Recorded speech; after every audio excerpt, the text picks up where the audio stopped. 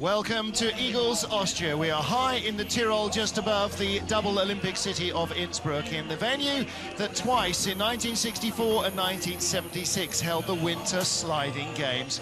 Hello everybody, I'm Martin Haven, alongside me John Morgan, as we get ready for the second and deciding run, round 8 of the Wiesmann FIBT 4-Man Bobsleigh World Cup. This weekend is also the European Championships, and it is European teams that are ranked up at the top of the order after the first heat. Here's Beat Hefty of Switzerland. Great starts, as expected. But boy, this city of sled was flying on the bottom part of the track. He was really closed the gap, and the Swiss walked away very happily to be in this position. But boy, are things close. Third place for him. Now, Thomas Florschutz. This Florschutz in his Saxon-colored sled. Great starts, Germans, great efficiency at the start, and through all the way down the track. Florschutz gained speed. He pulled ahead of Hefty, but not by much. But the drive of the day, Max Arndt had the 12th best start, but his team, look how quickly these guys are down in. Their start speed was superior, and he overcame a deficiency at the start with a perfect line all the way down the bottom. But look at these results. Here's Arndt at the bottom. He's ahead by 100th, he says.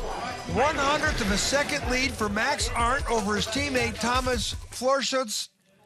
Beat Hefty, I think the Germans are getting ready for the World Championships. You think they might be getting ready? Beat Hefty too. Look at that, 100th first to second. But realistically, anyone from Alexander Zubkov in 5th could take a medal here. Some interesting names in the top 20, some interesting omissions, including Austria's Jürgen Loacker. Well, what about this Igls track, John? 76 it was built, it's old, it's not that demanding. Well, it was built for the 1976 Winter Olympic Games, an artificial, one of the second or third tracks they built like this, and it's built adjacent to where the 64 Olympic Games were held, but that was on a natural track. This artificial track, this is a very flat start in and get down right here. But the telltale sign is your start time's important, but the way you get in and then get around this first curve, and then we're going to show you a start speed from that point, and the start speed will come up on the left side of your screen right here. That'll tell you everything about the chances the team have at the bottom. That relates how the athletes all get in the sled. But then the driver, no mistakes allowed up here. He's got to have perfect drive lines into Kreisel, this big 270-degree whip around. Look at the blue lines on it. That's his mark that he wants to hit with a slingshot effect down to the pivotal part of the track right here. Curve 9, exit here, crucial. 10, big, high, sweeping left. Sleds start to get near 80 miles an hour. 3/4 left, right, left, the labyrinths they call them. Boy, they fly down here into the finish curve, uphill into a braking area. There's the finish line. Teams are having a real problem braking here. We could see some problems in this finish area. It's very warm, and I really think the teams are struggling to stop their sleds. Well, absolutely. We nearly saw a couple of crashes in the braking area after the firm, the warm Saharan winds that came across last night has caused a lot of temperature fluctuation.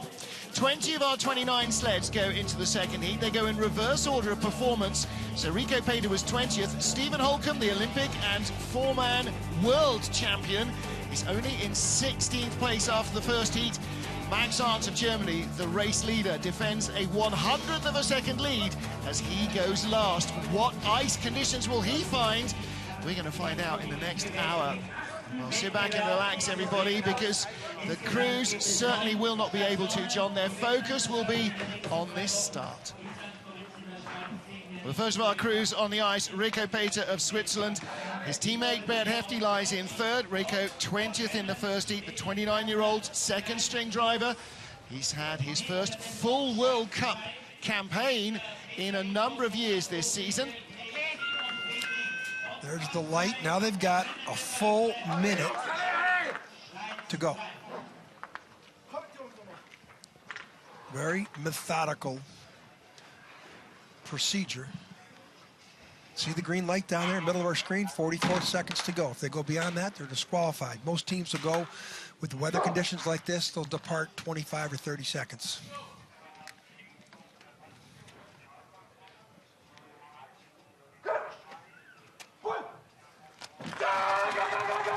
22nd best start time in the first run. That is a negligible element in the sport for success. But I keep referring to this speed on the left. This is our box score.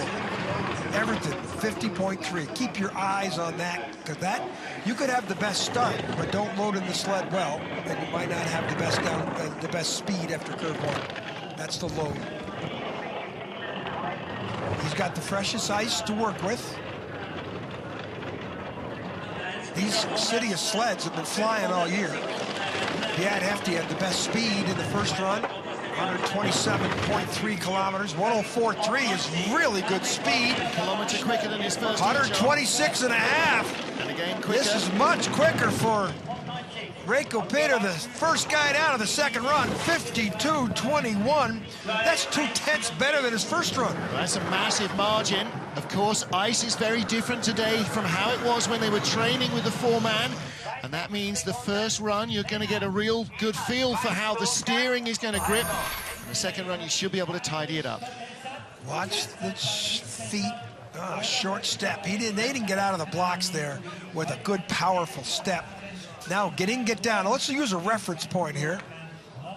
The Russian vodka sign on the left, he's still up, and, you know, most teams will be down before that. Now look at the runner tips here, exit a 9. Little bit of an issue, not bad, but he had great speed in the bottom part of the track. First guy down, fresh ice. He might move up. Well, he was 0.04 of a second behind the next man on the ice, Nick Cunningham. There is Rico Peter. So Cunningham from Monterey, California, a surf dude who went through college bull riding as well. He's got Justin Olsen, Andres Drubbel, and Dallas Robinson on the back of this 4-man sled, USA 2. Now you see where the running spikes have dug into the leg from the man behind.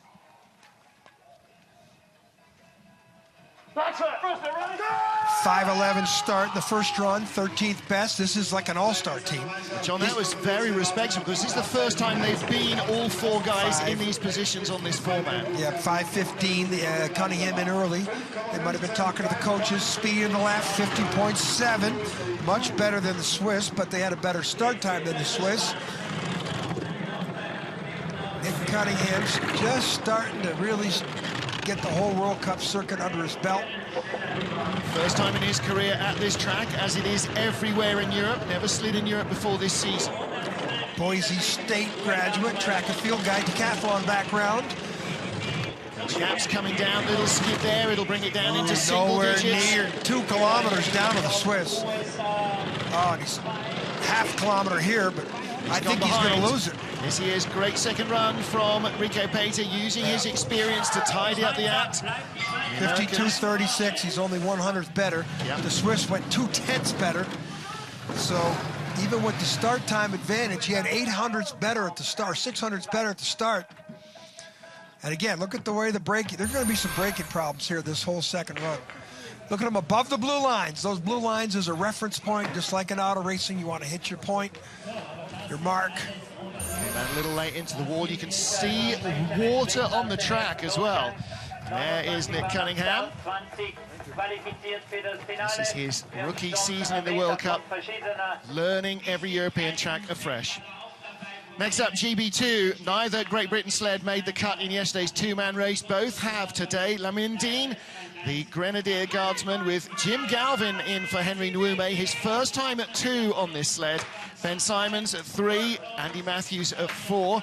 Because the weight difference between Jim Galvin, they're having his spikes cleaned, and Henry Nwume, they're carrying an extra 25 kilos of ballast strapped into the sled. And John Morgan, that means that the crew is lighter and the sled is heavier. Less muscle to move more weight. Yeah, the maximum rules, maximum weight, you know, is a certain weight, and so the heavier you are, the lighter the sled to push. There is a minimum weight of the sled, too. Well, for a guy whose day job is guarding the Queen, this is nice relaxation for Lamindine. They were deficient at the start, 5:22. Well, that was their first ever push start, and they get in again. This is only the second time they've worked at a crew. Ben Simon struggling to get his legs round Jim Galvin. Speed in the left, 50 flat. That's deficient. But he flew in the bottom part of the track. He was unbelievable how he improved all the way down the track.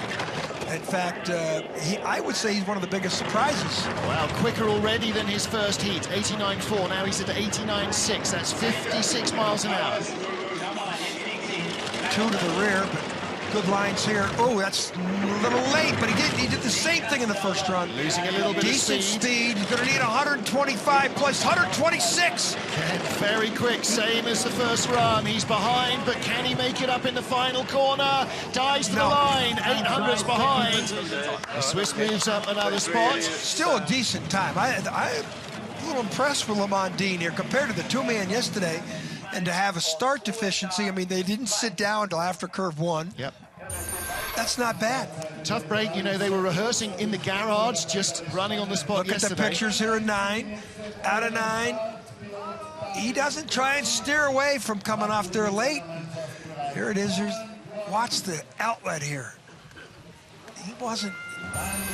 He didn't hit that mark. How was it? Not bad, Lamine. Raced in the team competition yesterday for the first time as well, and loved that. Next up, Poland's Dawid Kupczyk. Just the one Polish sled at the moment on the World Cup. Daniel Zaleski, Paweł Moroz, and Marcin Navarra behind veteran driver Dawid Kupczyk, 35-year-old from Kowary in Poland. I always tell the story. First time I ever saw these guys, Kupczyk 10 years ago, we had great track and field athletes with him, young. They weren't big, but I said, wow, Poland's going to have a good team here, but he just never got better than that 10th place finish he had when I first saw him. He's a good driver. Good speed. 50.9 is excellent speed. Way better than he had the first run. 2800s up now on Rico Pater. Some of this, of course, from the first round, but only a 10th of it is. Lines. Boy, looked like that was perfect. Boy, now watch coming here, pivotal part of the track, curve 9, runner tips. Perfect. He's 103.5, and he's quicker than Switzerland. Now he'll start to open up that margin again. Watch the heads. Ooh, little head movement there. It's fast. Hunter not the same speed as the Swiss, but he's got enough in the bank. He will be the leader. 52.13 at the line. Dawid Kupczyk of Poland. Let's watch how they stop there. Oh, see, their brakes work very well. Some of the teams have been shooting off, and it's been very dangerous. Very warm conditions here. And so the braking stretch is all dug up. But look at the lines here. Watch the heads, the aerodynamic profile, the way the guys are sitting. You can see that wasn't smooth. Almost hanging out there. So important, this aerodynamic flow here in the bottom part of the track. You can see that number 2 guys come over there, and that's wind. That's dirty air. Best 4-man result of the season, 9th in Altenburg, Germany, a couple of weeks ago. Now, next up, Stephen Holcomb. He's the Olympic 4-man champion. He's the world 4-man champion. He is 16th here after the first heat, 6/10 of a second away. You can barely see the leaders over the horizon, John. This is perplexing, to say the least. His night train sled and crew never, ever been in this position. And it wasn't like they did something drastically wrong. You know, it could be bad runner selection, but even bad runner selection, they should be better than that. I mean, he shouldn't be back here with Poland and Britain. And, you know, I mean, it's very perplexing. 51 flat. Now, that's better speed than he had in the first run. And they had a good start as well. Yeah, but the first run he had a 50.8, I think it was. And with that start, he should have been 51 or better. So the night train, ooh, some taps up there above 6. 89.4, only the same speed as the first run. Oh, and he's losing time back. That's unbelievable. 103 kilometers on the first trip, big skid, not even that fast. This is very perplexing. This must be a wrong setup, wrong runners, all of the above, because for Steve Holcomb not to be able to be the leader right now is unbelievable. In fact, that's the first time. That's only the 3rd fastest run of the heat. I mean, I don't think we need a replay. We can just listen to what these guys. This is.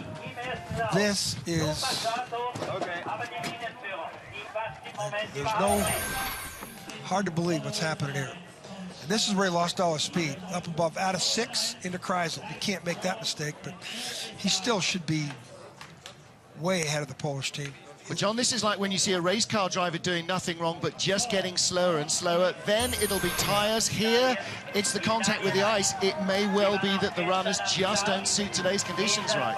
There's a lot of question marks as this team enters the World Championships. Yeah. Next up, Simone Bertazzo of Italy, 15th after the first heat, and one of 3 sleds covered by just 0.03 of a second. He's chasing Edwin van Kalker of the Netherlands, Alexander Kasyanov of Russia. And John, this is the story of this track. Hair-thin margins between these sleds. You can see a lot of changes with one good or one bad run. It's a short 1,250-meter track, one of the shortest on tour.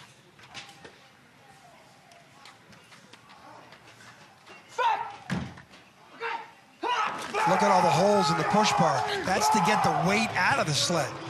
You know, that's a heavy sled that they built. They want to get the weight out of it. There's a fine line between big guys, and you want to go maximum weight. This is about Mother Nature and gravity. But boy, they weigh you at the bottom, and you got to be on the number. Some teams go light for a better push, but that sled, we have seen sleds disqualified for being under the weight. Look, these guys did not have a great start and not much momentum. They're still struggling for speed, only just matching Poland, our leader. He's coached by Wolfgang Stampfer, one of Austria's great bobsled drivers of the last decade. He can't find good lines here. Yeah. I don't know why. Yeah, well, he's got huge speed. Could be 120 fast. Huge speed right there. Bertazzo is a speed merchant when he gets a decent start time. Here, dead heat, right to the 100. Wow. Wolfgang Stampfer laughing, and Antonio Tartaglia, Olympic medalist behind Gunther Huber, the great Italian. The crew bail out while the Austrian track workers stop the sled rolling backwards. Watch the runner tips here, a little late. Doesn't feel comfortable as he drifts over here, and he avoids hitting the wall, but all that skidding doesn't help. Look at the runner tips now. That's just checking things. Now look at the way the athletes ride in the labyrinths. Aerodynamics down here at 80 miles an hour, very crucial. Brakeman's head's going up and down.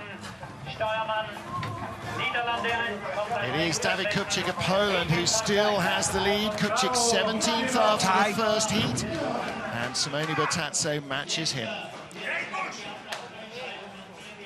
Dutchman Edwin van Kalker now, the Netherlands driver, has been struggling with a calf and thigh problem all year long.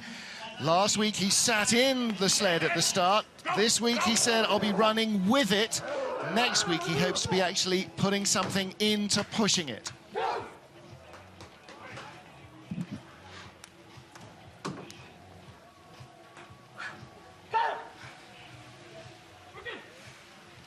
Look at the driver, he's barely jogging. He's been an injured hamstring for a long time. He's saving himself for the World Championships. Start though, 5:14, not bad.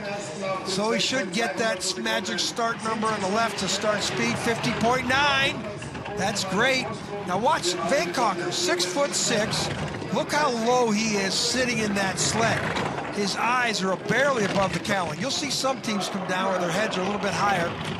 I've criticized this team all season about riding in the sled, and they say they've been working on that. And they're probably adjusting the handles where the driver or the number 2 and 3 guys sit in there, but you shouldn't see that movement back there that you do. Little skid, but he's still over a tenth of a second up. He's got good speed, 103.6, should keep him in the lead. It's coming back. I don't know. It's coming back on the bottom part of this track. 100th of a second, a three-way tie. No, he stays in front. That'd be pretty busy down there if we get a 3-way tie. Yeah, we had one in the women's skeleton race, but there's only 3 of them, not 12 of these guys. There's another one. TV doesn't do it justice how steep that is right where they are now. You can see the guys where they're getting out of the sled. And any place up above that, you really do damage to your runners. Now here's the pivotal part of the track, 9. Look at the way those heads are snapping. Again, I'm still criticizing their ride, but look at the runner tips here. Look at the aerodynamics. Oh, a little tap there. Was this track built in the early 70s? Sleds were a lot slower then, and you get whipped around a lot more by G-forces these days. Thumbs up from Edwin van Kalker. He should be pretty happy with his day's work. Yeah, considering he can only push halfway. Alexander Kasyanov of Russia is fully fit, and he outstarted the Dutch only by 0.05 of a second in the first heat with his crew. And they are just 100th up on our race leaders after heat 1 of 2.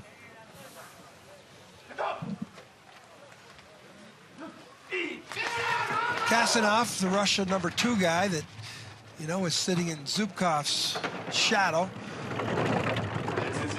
5:10, that's an improvement on their 5:11 start in the first run, and they should be around 50.9 or 51 start, 50.7, negligible, especially in this track. Look how flat it's slow it is up here. Less momentum than the Dutch, so he's already lost a lead. Yeah, he's good at the bottom. Again, watch you can tell they're aerodynamically very, very technically proficient here. Slower than the Dutch again. The athletes are sitting in there perfectly behind him. Down to 5. Perfect lines here. Watch the runner tips. That's perfect. Kasyanov is a great driver. Speed, excellent. Slower than the Dutch still. The gap is going to grow. +5 to +5. He could do something here. He had better speed. This is going to go right to the 100. Single digits either way. 5. And the Dutch move up. Well, it was only 100th of a second between them in the first heat. A massive total now of 0.05 of a second over nearly 2 miles of ice. I still like Kasyanov's chances next year in Sochi. I think he'll continue to improve, and he'll get 300 trips down that track. He's a good driver. Look at these lines. Look at how aerodynamically proficient that team is in there behind him. There's no dirty air going over his shoulders. Only the 4th best speed. And again, it's a warm day, so people got wrong runners on.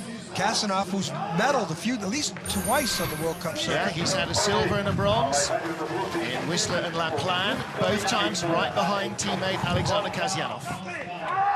Austrian flags flying, but the Latvian flags flying, I beg your pardon, different colour of red, but not for Latvia yet. First up is the Czech Republic's Jan Verba. Really neat and tidy first run. And a good start as well. 5:15, 1/10 of a second away from some of the very fastest. Dominik Dvorak, Jan Stoklaska and Michal Vacek are the crew.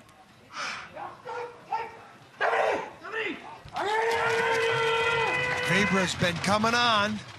Top 5 finish in Altenburg, which is his home track. Little skid there. 5:09, not bad. And that's a big improvement. 600s quicker, John. And the start speed on the left, if he gets near 51, 50.8. Competitive, but he's got to be perfect up here. Quiet steering. No steering, really. Watch this exit of 6. Watch the runners right here coming up right after this corner here. Look at this. It's a straight drift. 89.6 is good speed. Looks like he hits his mark. It's good there. Down to 4. The leaders. Watch the runner tips here. This is where he's really going to need to be good. A little tap. I don't know if that'll cost him. This is another close encounter on the bottom part of the track. Down to 2. Slower than the Dutch into the final corners. Out of the labyrinth. Can he hold on? No. 0.03 of a second just in front. Wow. Van Kalker had the 125.5 speed, which, you know, transfers to about 77.8 miles an hour. And Van Kalker had the better speed. Weber just a little bit off. Couldn't catch him on the bottom. Still a good finish for this Czech team. Held the lead by 0.03 of a second. A lot of movement back there in the exit of 8. Now look at the runner tips.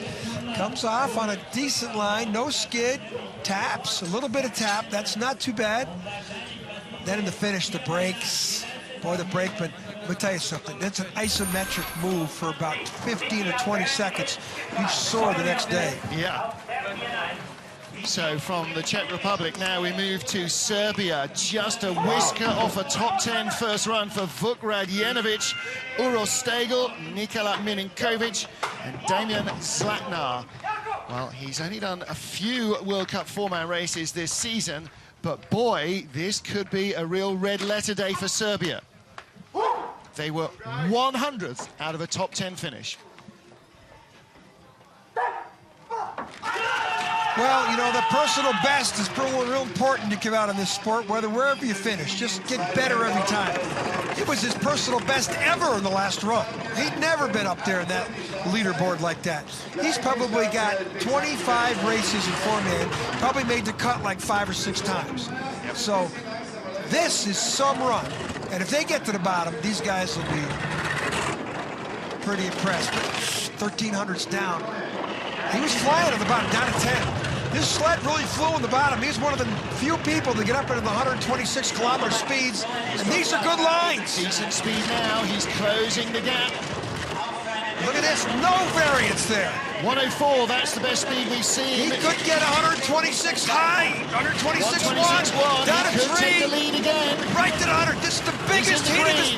He is heading for the leader's box, yes, by 800 of a second. Watch this, their best result ever. His father, Boris, and their Radenovich used to slide for Yugoslavia.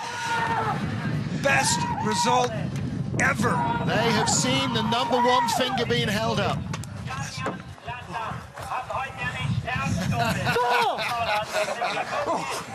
Great. You talk about working with less, right there. Wow. Vuk Radjanovic of Serbia leads the race from the Czech Republic and the Netherlands. 10 to go in our second and deciding run. Race 8 of the Wiesmann FIBT 4-Man Bobsleigh World Cup here in Austria.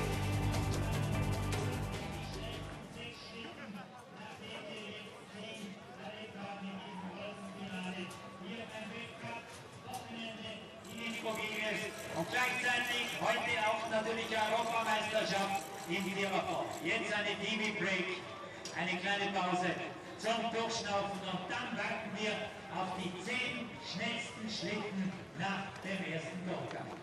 Es ist fast schon eine Commercial Break, ein bisschen Werbung wollen wir natürlich auch machen hier als Kanal Igls. So einiges los, was wir in der Wintersaison und ein ganz tolles Event gibt es, nämlich den 33. Europapokal der Senioren im Zweierbob.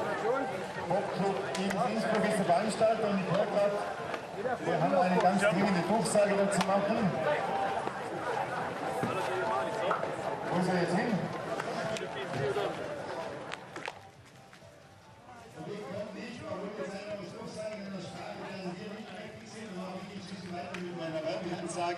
Also, der 33. Europapokal der Senioren im Zweierbob, der findet statt am 2. März. Hier an der Bahnbeginn ist 9 Uhr mit 2 Rennläufen. Da sind alle mit dabei. Alles. Ehemalige Olympiasieger, Weltmeister, Gesamtweltcupsieger. Was man sich noch vorstellen kann, veranstaltet, wie schon gesagt, vom Bobclub Igls unter der Führung von Walter Dedekat und auch Chris Albert von Monaco. Der war vor 2 Jahren hier dabei beim Europapokal. Wir werden uns in diesem Jahr wieder 2. März, auf jeden Fall ein Samstag, ist aber schon in den Terminkalender einzutragen. Ein tolles Event hier im Igls-Kanal.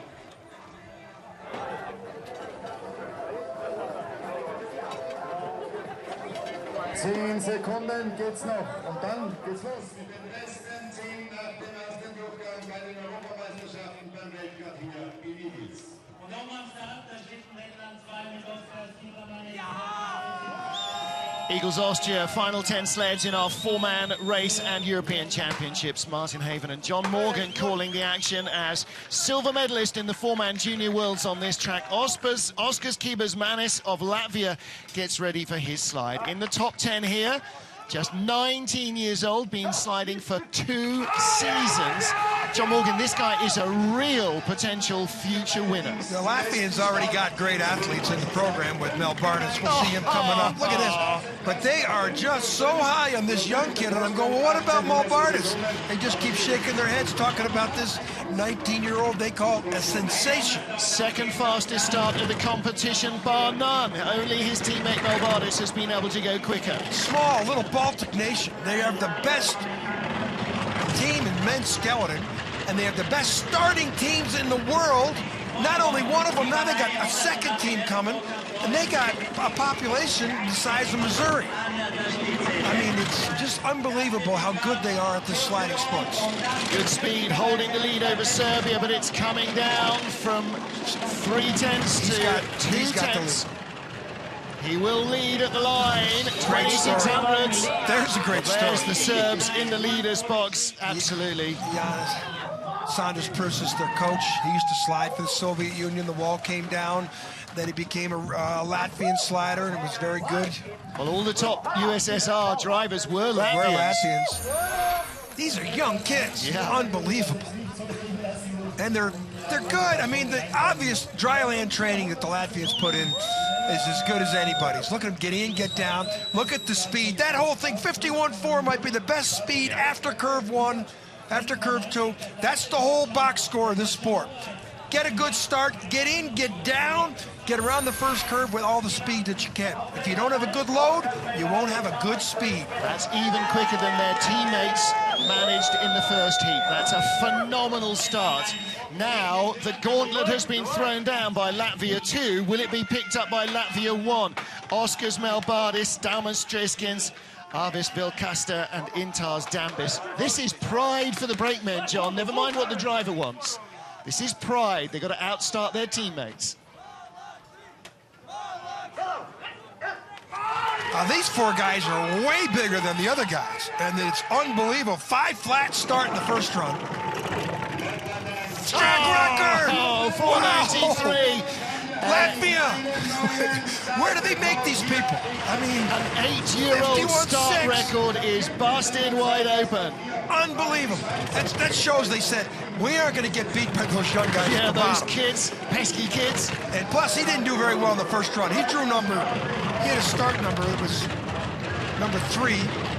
90.1, very good speeds. We have seen quicker, but Melbardis is now flying. Yeah, he didn't have a very good first run. Look at the runner tips there. He was checking things. Speed of the bottom. I don't think it matches his teammates. It's coming back. He should at least beat his teammate. He will do. He'll be a 1/10 of a second in front at the line. Yeah, he holds more, 51, Folks, 72. Let me tell you something. Next year in Sochi, Latvia, remember these names. Yeah.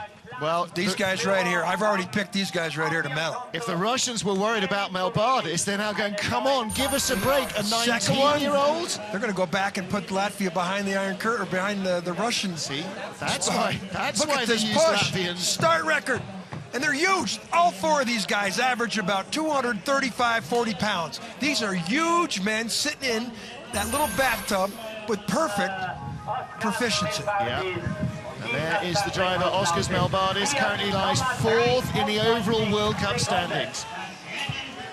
Dmitry Abramovich, Russia 3, had a really good first trip down here at Igls, beat his teammate in Russia 2.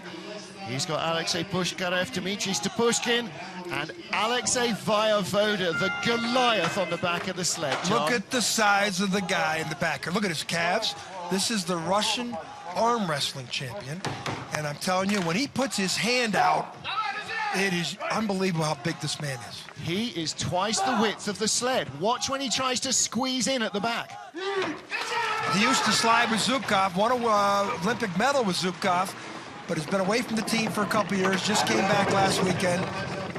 5:06 start now. 4-man on the brake seems to fit Voyevoda much better. Yeah. Now watch the speed, 51, he's a 4/10 of a kilometer down to the Latvians. Now he's got a lead. Abramovich, 2007 junior world champion in 2-man and 4-man. He's won World Cup medals, was injured the last couple years, just making his presence known back onto the Russian program. He's going back. He's not as quick as Oskars Melbardis. Didn't start as quick. Oh, he's way back. Got the speed. And Melbardis had a bad first run. I think there's some problems there. Quicker than Melbardis. Finally, he's got the pace in the mountainous lane. 126 speed. Oh, he's close to it, down to 15. He's going to run out of track. He might get it down to single digits, but I think Melbardis has got it. Melbardis has got it. The final corner is not offering anything today in the 4-man. We saw places change in that final turn in the 2-man.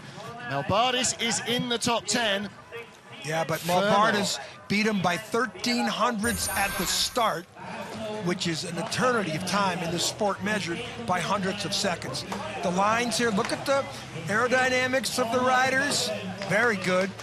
Russians, look at the Swiss have the fastest speed. Still. Abramovich tied for 4th. So Oskars Melbardis of Latvia leads. There's Dimitri Abramovich. Abramovich there in second spot. Watch out for him next year, too. What about the Canadians? This is Lyndon Rush, Cody Sorensen, Lascelles Brown, and my broadcast partner for the women's race, Jessie Lumsden. Is on the back of this sled, and again, just subtle changes, moving positions with the athletes. They're trying to find the very best combination to go to the World Championships. Yeah, they just saw what the Latvians did. They're going to bust one out. They only had a 5:09 in the first run, 9th best start. Let's listen to the cadence.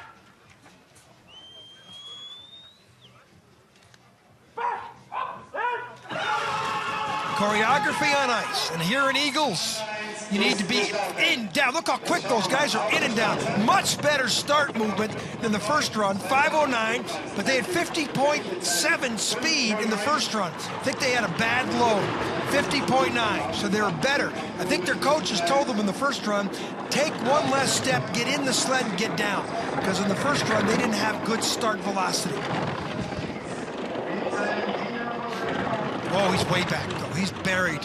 And that's all relative to Melbardis having a start. He was only 300s quicker than Melbardis before the start of this run. 1600s better start. That's 4800s at the bottom. Going to be pretty tough for Lyndon Rush to overcome that. Oh, he's late. Yeah. Oh, 124.9 is awful. Way off.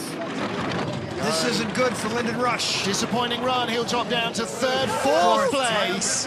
So with 6 to go, it will be a top 10 finish for Lyndon Rush, but only just not the direction he wanted to travel. Fourth position, Canada won, 144.15. Well, Melbardis buried them with his start. Lyndon couldn't find a way out. Exit of 10. Watch it over to the right side of your screen. He comes off late, comes over and taps the take-on going in. So he taps that take-on coming in. It means he really has to steer here on the exit. This is what I said when he was late. And you're steering down here at high speed. You're creating friction. Friction's not a friend of a fast time. Too deep into a curve, you really have to haul on the steering. Slows you down. Alexander Zubkov of Russia comes up after the Great Britain sled, our most winning driver in 4-man this season. Great Britain won. John Jackson, the Royal Marine Commando, after not making the second heat yesterday in the 2-man, was looking for redemption.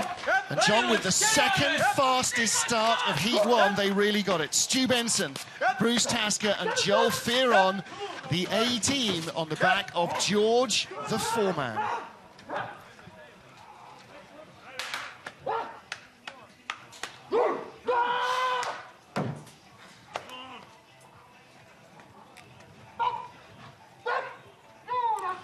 .503 start. Let's see if they take a conservative approach, get in, get down quick, or they take a couple extra steps. Look at that, they're trying to get in, get down. 5:05. They had good speed, 51.03, which is 30 miles an hour. 51.2, very similar to the first run, 31.9 miles an hour. That start speed is everything, but Jackson took his sled, they called George, to the bottom quickly in the first run. Good lines up top. And these are good lines. Quicker than the first heat by half a kilometre an hour. Pivotal part of the track. Oh, skid there. That's going to cost him. Watch the exit of 9. The runner tips. He had 103.5 in the first heat. He still has 103.5. This is where he was quick. 125.6. Oh, I don't know. A kilometre an hour quicker than Heat 1. He's got a better run at the bottom going. Will he close? No, 600ths of a second behind. That's okay. They got beat at the start. They're 1200s down in Melbardis at the start. Melbardis in the first run was 5 flat, went to 493. Jackson went 503, 505. You know, Melbardis is in that leader's box because of the start time. Still the second fastest start we've seen in the second heats. This is where he's skid going into 8, into 9. Looks like he tries to dive it out. Watch him come over and hit this wall. No real runner. He didn't panic there. Got a good bump into the left side. 10. Exit of the first part of the labyrinth. Well, when you lose by 600s, just that tap with the wall probably makes the difference. Still good result. Good result. Good result for John Jackson. 5 4-man wins this season. Alexander Zubkov of Russia. 1700s covering the top 5 slides in the first heat. Zubkov could still sneak in and win the gold, never mind just place here. 5:05 in the first run. They were the first team off. Might have been a disadvantage. Remember, 5:02. Remember I said the Russian number 2 guy in the first run, I thought had a mishap, a little bit of a double tap as he got in with his feet. 51.3. That's better speed than he had in the first run. Yes, it is. Of course, he had a better start. Now, he's not worried about John Jackson at the bottom. He's trying to get into winner, what they call the FIBT Triple Cup. If you win 3 straight races in the 3 events, last weekend in Koenigsee, here in Innsbruck, and then they go to Sochi. If you win those 3 events, you win 100,000 euros. He won the first one, but this second one's in jeopardy. He wins here, then he goes to his home ice. 103.9 in the first heat, 103.8 in the second. Doesn't and have the slower speed. Again. He will lead, but surely this is not going to be enough for a gold medal. Maybe not enough. Second best time of the run. And even Pierre Luder's the coach, the former Canadian Olympic gold medalist, now coaching the Russians. That wasn't the Zubkov we've seen in 6 of the first 7 races this year. When he won 5 golds, he's been on the podium every time. Now watch this. I don't know if the brakeman gets in cleanly here. Watch, something happens here where the brakeman can't get. Look, he got stuck. He should normally be the first guy out of sight. Yeah, he got stuck there. Zubkov is looking as relaxed as ever. He's our race leader with 4 to go.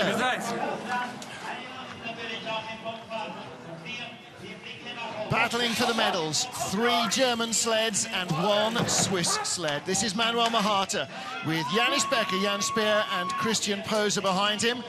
Mahata 8th fastest at the start, 4th at the bottom, 0.15 of a second off the lead for the bespectacled German.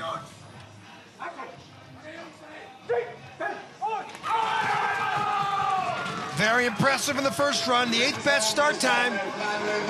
Look at low, Germans in and down, look how quickly. 5:08, now that should be 50.9, but it's probably going to be a 51.2.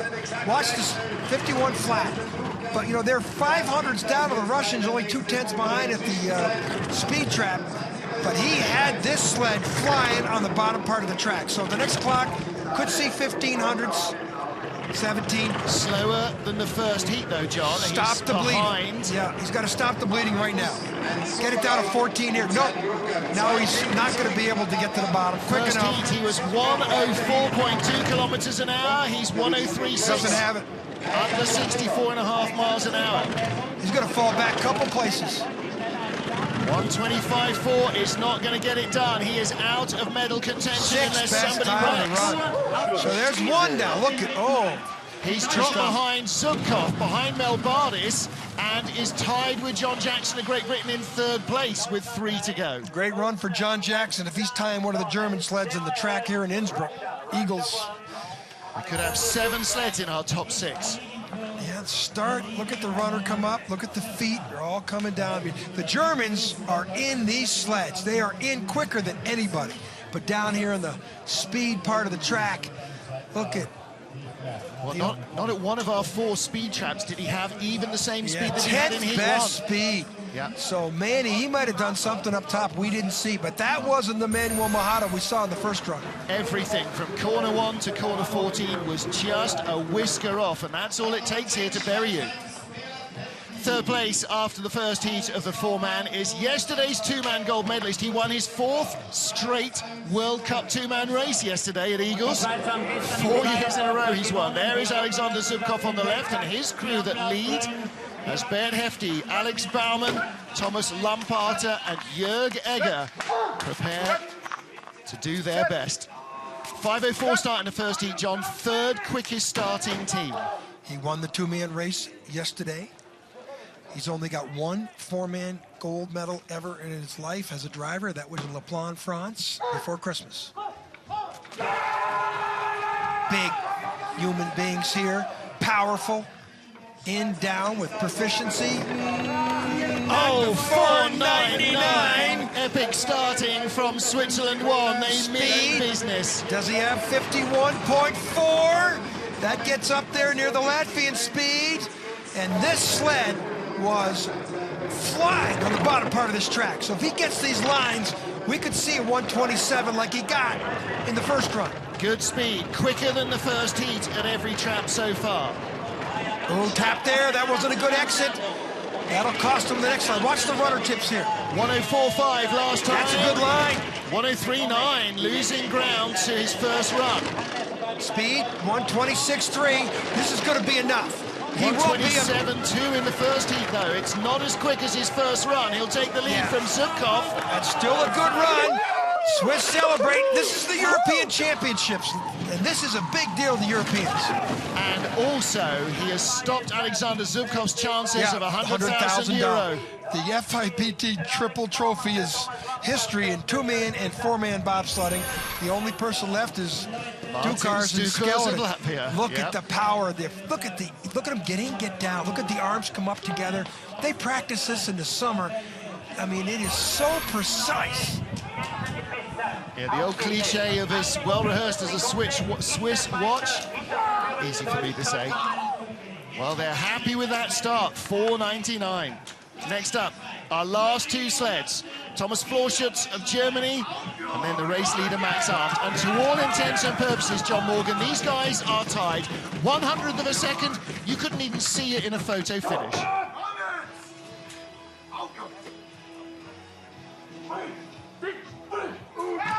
Huge men coming off this start line. Huge. This is for the European Championship gold medal. Look at the efficiency, the way they got in, got down. 5:05 in the first run, 5:05 in the second run, 51:02 in the start speed the first run, 51:2. Florschutz, can you do it any better? Wow, precise. Now the secret for him is up top. These corners up here, you have to be very quiet, steering, no mistakes. Look at here. Little waver. Slower than the first heat. I wonder if the ice is slowing down. It is closing up the field a little. Skid there too. He's behind still. He had a skid up there, 6. 104.2 in the first heat. 104 flat. Gonna need 126 and change. 126 flat. He's coming. Right to the 100th. Hefty had more speed into the final corner, and Hefty stays in front. Hefty in the silver medal position, at least in the European Championships. One to go. Bert may have forgotten there's still one more to come. Yeah, silver medal, though. Oh, yeah. I'm sure he's got some performance incentives written into his contracts and European Championship. That's important. But this here, I'm surprised what happened to Florschutz. He was doing everything right. Above 6. Above curve 6 is where he started to make a mistake.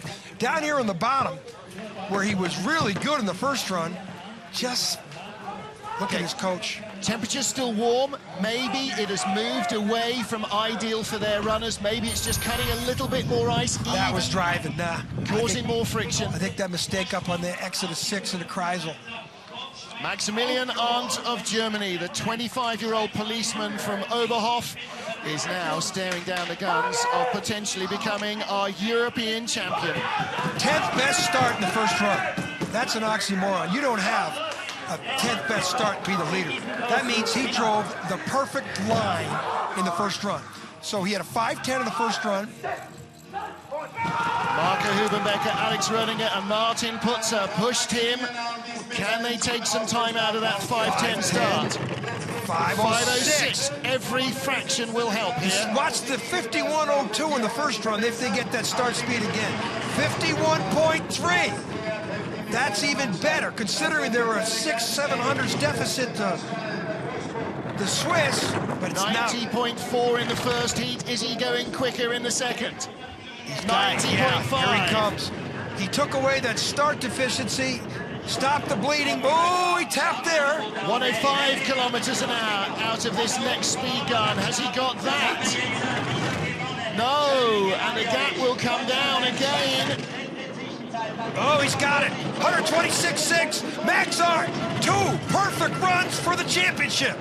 It is the European Championship gold medal for Max Arndt of Germany. Christoph Langen celebrates as the #1 sign is held up for Arndt and his crew, and they are delighted.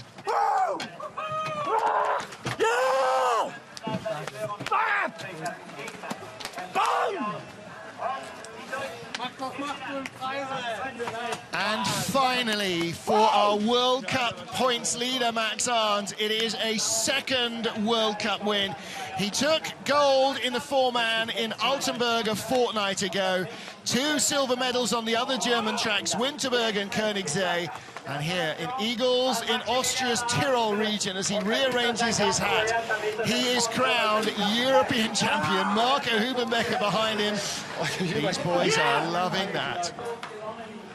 Well, he's grazed his hand in the load, perhaps, but nevertheless, these guys with a 5:06 getaway, they knew even 100th of a second at the start could make the difference between winning and watching somebody else take the crown. They found 4 extra hundreds in the start, and Arndt didn't squander them. Leading by 100th of a second in the first heat, he takes victory by 16 hundredths over Bernd Hefty, outdriving the Swiss and his teammate Thomas Florschutz, who completes the podium. You think they like that? I think they do. Well, confirmation of the results. Max Arndt opening up and accelerating away from the field. Bernd Hefty taking silver, Thomas Florschutz the bronze. Alexander Zubkov 4th, ahead of Oskars Melbardis, and Manny Mahata and John Jackson tied for 6th place. Some great individual performances. Look at Vuk Radjenovic, Jan Verber, great stuff from them. But more questions than answer for Steve Holcomb in the USA.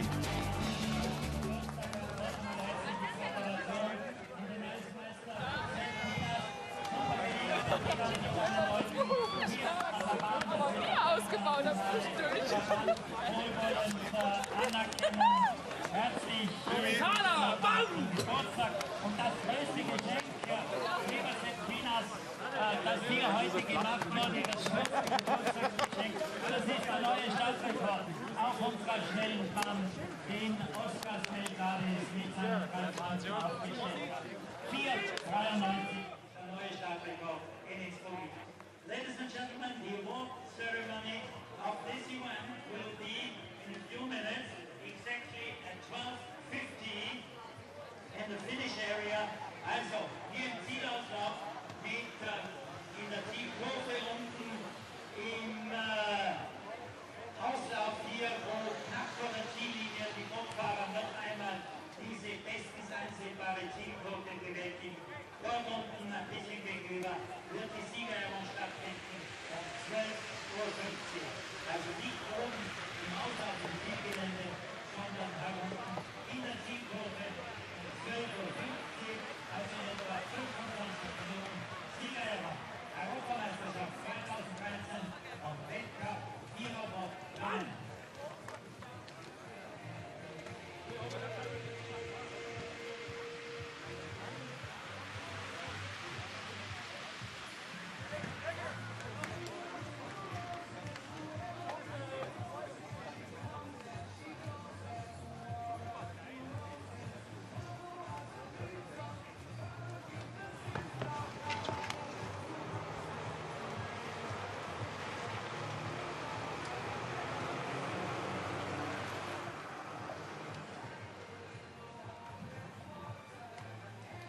Sensational racing once again here in the Austrian Tyrol at Igls, and the European champion is confirmed. Germany's Max Arndt winning by 16 hundredths of a second from Switzerland's Bernd Hefty. The bronze medal going to Thomas Florschutz, who was just 100th off the lead in Heat 1.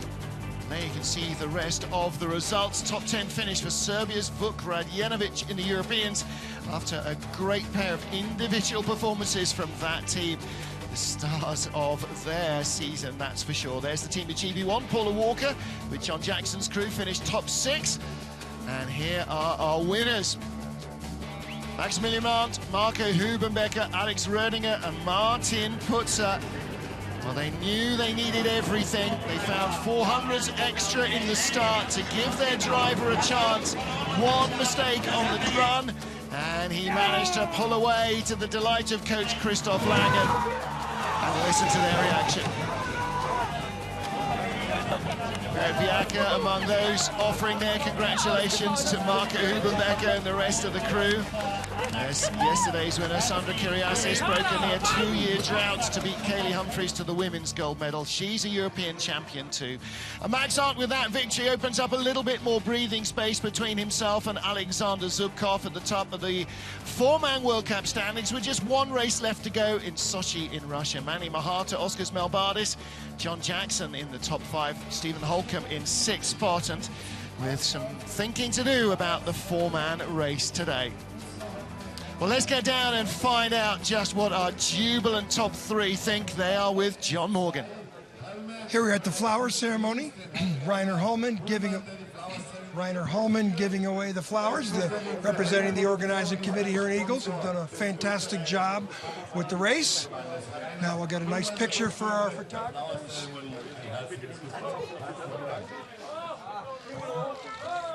Now to our interviews. Thomas, bronze medal for Team Florschütz. Okay? Ja, ich denke, eine Medaille ist immer gut. Wir waren heute nah dran, wurden leider im zweiten Lauf dann doch noch ein bisschen deutlicher geschlagen. Ich bin froh und bin aber auch ein bisschen traurig, ehrlich gesagt. Yeah, he's still happy with his medals. You know, he wasn't happy with his second run, but he's happy for his teammates to get a bronze medal. Congratulations, see you in Samaritz. Now over to Team Hefty. Good weekend for Team Hefty. Yeah, good weekend. Ja, ich bin sicher mehr als zufrieden. Auch mit der Truppe wieder heute. Hat alles zusammengepasst und es ist doch schön, dass es im Viererbob auch läuft. He's talking about how good his team has done and performed, and of course, especially for his whole team doing so good in 4-man, which see you guys in St. Moritz. Now, Max, wow, start time. Not so good, but the start speed was very good. And I think the pilot, you had two good runs. Ja, der Start im ersten, wir haben versucht, sehr früh reinzugehen in den Bob, einfach um Geschwindigkeit mit in die Bahn zu nehmen, weil das wirklich sehr, sehr wichtig ist, gerade für den oberen Teil. Im zweiten haben sich nochmal grandios motiviert, die Jungs haben wirklich nochmal schnell uns eingeschoben und die Fahrten waren heute wirklich sehr, sehr gut und wir sind sehr, sehr glücklich mit dem Sieg. He's very happy about both runs, but he knows that the second run was the important one and how fast he went. They won the gold. Congratulations. Congratulations to our European champion, Max Arndt, Marco Hubenbecker, Alex Rödinger and Martin Putz. He said the team really knew how much pressure there was on in the second heat, and they just pulled out an astonishing start. So congratulations indeed to them. Next time the 4-man sleds take to the ice will be in Samaritz, Switzerland for the World Championships. Last time we were there in the Worlds, a Swiss driver, Ivo Ruck, won it. Bert Hefty was part of his crew. Can he now take the 4-man gold a fortnight from today in the driver's seat? You're going to have to join us in beautiful Samaritz, Switzerland to find out. Thanks to John Morgan and the rest of the FIBT crew. Thanks to you for joining us. We'll see you next time out. Goodbye for now.